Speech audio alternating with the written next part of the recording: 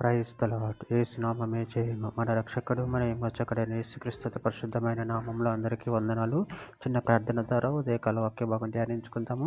పరిశుద్ధుడ మహాగణుడైన దేవ యేసయ్య, సర్వాధికారినైన మీకే వేలాది వందనములు కృతజ్ఞత స్తోత్రం చెల్లించుకుంటున్నాను దేవ ఉదయకాలం ప్రభు వాక్య భాగం ధ్యానిస్తుండగా వాక్య భాగం అర్థమవుట్లో సహాయం చేసి మీ కృపలో బలపరిచి మీకు మాదిరిగా మమ్మల్ని నడిపించమని చిన్న ప్రార్థన యేసు నామంలో అడిగి వేడుకుంటున్నాను తండ్రి. Amen amen.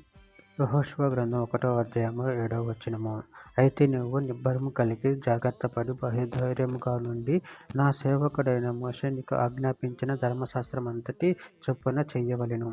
నువ్వు నడుచు ప్రతి మార్గమును చక్కగా ప్రవర్తించినట్లు నువ్వు దాని నుండి కుడికి గాని ఎడమకు గాని తొలగకూడదు. ఆమెన్. దేవుడి వాక్య భాగం దీవించును గాక.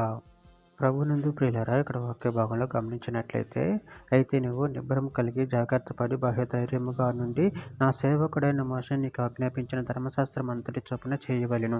నువ్వు నడుచు ప్రతి మార్గమును చక్కగా ప్రవర్తించినట్లు నువ్వు దాని నుండి కుడికి గాని ఎడమకు గాని తొలగకూడదు.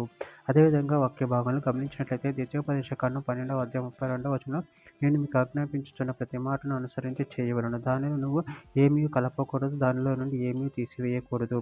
ద్వితీయోపదేశకాండం 28వ అధ్యాయం 14వ వచనము, అన్యుల దేవతలను అనుసరింపకో వాటిని పూజింపకో నున్న ఎడల నువ్వు అనుసరించి నడుచుకొనవలెను. నేడు నేను నీకు ఆజ్ఞాపించుచున్న నీ దేవుడైన యెహోవా ఆజ్ఞలను విని వాటిని అనుసరించి గైకొని ఎడల యెహోవా నిన్ను తలగా నియమించును గాని తోకగా నియమింపడు. నువ్వు పైవాడుగా ఉందువు గాని క్రిందివాడుగా ఉండవు. సామెతల గ్రంథం 4వ అధ్యాయం 27వ వచనం, నువ్వు కుడి తట్టికెను ఎడమ తట్టికెను తరికొకము, నీ పాదమును కీడునకు దూరంగా తొలగించుకొనుము. ద్వితీయోపదేశకాండం 31వ అధ్యాయం 6వ వచనం, భయపడకుడు, వారిని చూసి దిగులు పడకుడు.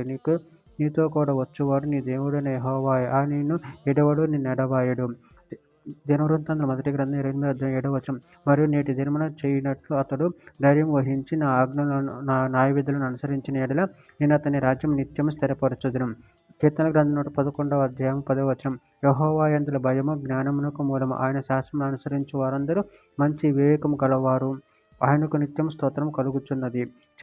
చివరిగా ఒక మాట, యెషయా గ్రంథం 35వ అధ్యాయం 4వ వచనం, తత్తరిల్లు హృదయముతో ఇట్లనుడి, భయపడక ధైర్యముగా ఉండుడి. ప్రతిదండన చేయుటకే మీ దేవుడు వచ్చుచున్నాడు. ప్రతిదండనను దేవుడు చేయదగిన ప్రతీకారమును ఆయన చేయును. ఆయన వచ్చి తానే మిమ్మును రక్షించును. ఆమె. దేవుడి వాక్య భాగం దీవించును గాక.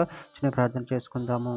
పరిశుద్ధుడ ప్రేమగల దేవ యేసయ్య, నేను మీరు ఇచ్చిన వాక్యదానాన్ని బట్టి కృతజ్ఞతలు చెల్లించుకుంటున్నాను తండ్రి. నేను మీ ఆజ్ఞలు గైకొని వాటి ప్రకారం నడుచుకొని నిన్ను మహిమపరచి కనపరిచేవారు ఉన్న శక్తిని బలాన్ని మాకు అనుగ్రహించి మీ ప్రేమ కృపలో మమ్మల్ని బలపరిచి స్థిరపరిచి మీకు మాదిరిగా మమ్మల్ని నడిపించి మీ చిత్తాన్ని మా జీవితంలో జరిగించమని చిన్న ప్రార్థన చేస్తున్నాము. అడిగి వేడుకుంటున్నాను తండ్రి. ఆమెన్.